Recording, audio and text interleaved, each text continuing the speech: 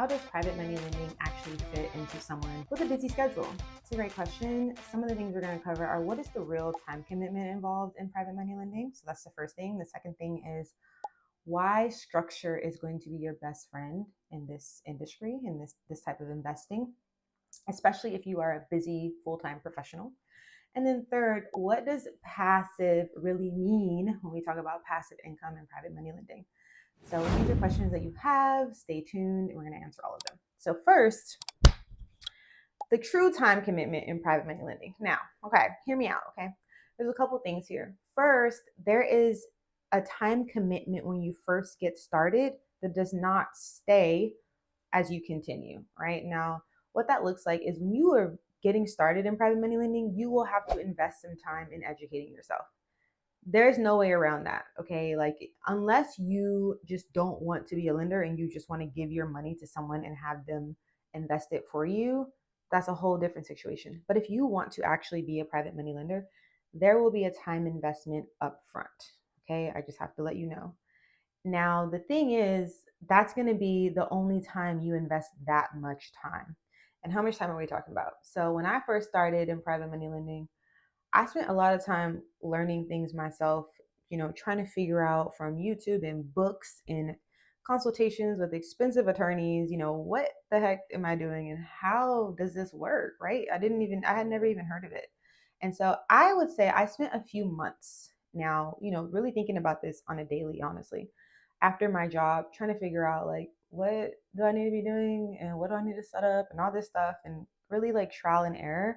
And even in my first few loans, like it was just me, I didn't have a community of other lenders. I didn't know anyone else doing this. And it was really just me trying to figure it out. So I would say that the time that I put in is not what I would expect a new lender today to put in. There's so many more resources. There's tons of people who have private money lending programs. I launched mine a couple years ago, but I'm now seeing that there's, other accelerators other than mine. I'm seeing people talking about it on social media. I'm seeing people have courses and clubs and all these things, right?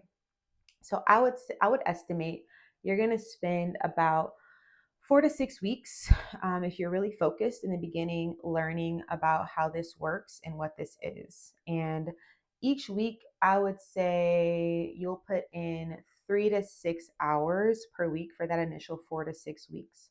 So we're looking at, on the low side, 18 hours, on the high side, 36 hours. I don't know if I did that math right, but you can double check it. So in the beginning, there will be a time commitment, okay? Now, as you go along, the time commitments change, right? So when you do your first loan, there's also going to be a learning curve. Even though you have put in the work, you've studied, you've learned what you need to learn, there's just this newness to the process, right? You've set up systems and things, but you're going to be doing it for the first time. And there's going to be a learning curve there that will take some additional time, okay? So you may spend an additional 6 to 8 hours on that first loan, right? But once you do that, you have a system that you understand more because you've done it, right? You have a real transaction and you have something to base it on. But as you go along and the more loans you do, this is where it becomes truly passive, okay? Now, if you are one of my students and you are setting up your lending business the way that I teach it, it should become pretty passive after the second or third loan, okay? Because you're familiar with your systems, you have even a system for upgrading and updating your systems, etc. Okay.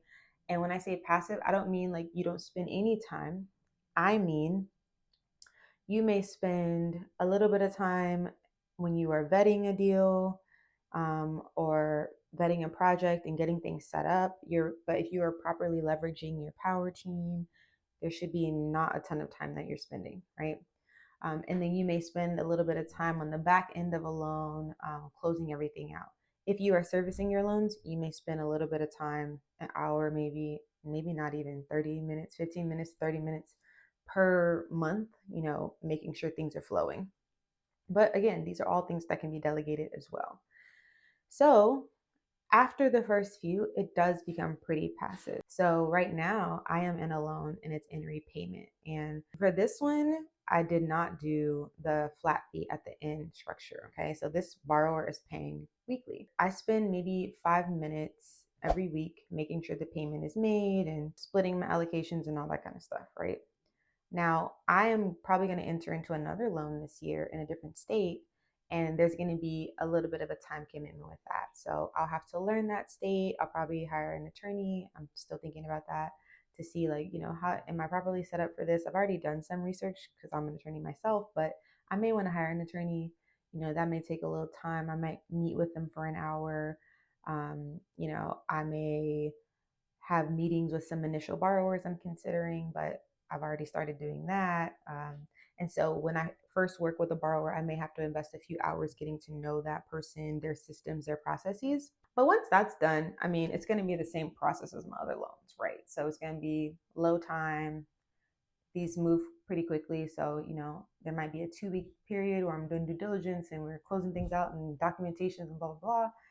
And then it's just whatever we agree on for the communication, right? If we have a weekly cadence, then we're communicating weekly. If we have a every other week, whatever we set up.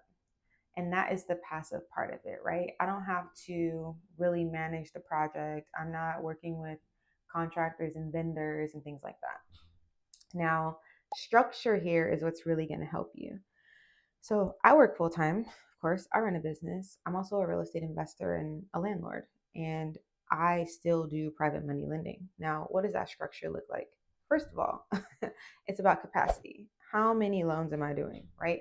I'm typically only in one or two loans at a time. So understanding your schedule and what you can actually handle is going to be important. And then I have a very niche client for those loans, right? And that helps to keep me structured. So I already have a system for that type of loan, right? And I lean on that system for that structure and support. So I don't have to think too much about what's coming next in my process, right? This is not the season for me to be expanding into new loan types, right? I'm not going to get into equipment loans right now. Maybe once I've retired from my job and now I have an additional 40 hours a week, yeah, I can get into that space. But right now, no, right? So part of the structure to support me as a busy professional is narrowing my scope, right? Not trying to lend in every state because who's going to know all those laws, right? Not me, right? Not trying to work with every type of borrower, very narrow circumstances. Not trying to do every deal, etc., right? So that is the type of structure that you really need in place, especially if you work full time. But I do have to tell you, you will put in some time on the front end, learning, educating yourself, and building relationships too. But that's just like life, right? We're constantly meeting people, building relationships, networking, etc. So I wouldn't make that specific to lending, but it will help your lending business. Constantly having that pipeline of people who can either become your clients or send you clients. And that's just going to be part of the ongoing time dedicated to building your private lending business. So again, there's the time commitment more on the front end than later on when you're a more seasoned lender. So after a few deals, the time commitment will significantly reduce. And then why structure is going to be your best friend, right? Narrowing your scope and being realistic about what you can take on. And then the third piece of that is like what we really mean by passive, which is, okay, in the beginning, you do have to put some time in. It becomes more passive later, the better your systems are, right? So what is my system for managing this loan? What is my system for communicating with the borrower? What is my system for doing due diligence, etc.? So keep calm and lend on.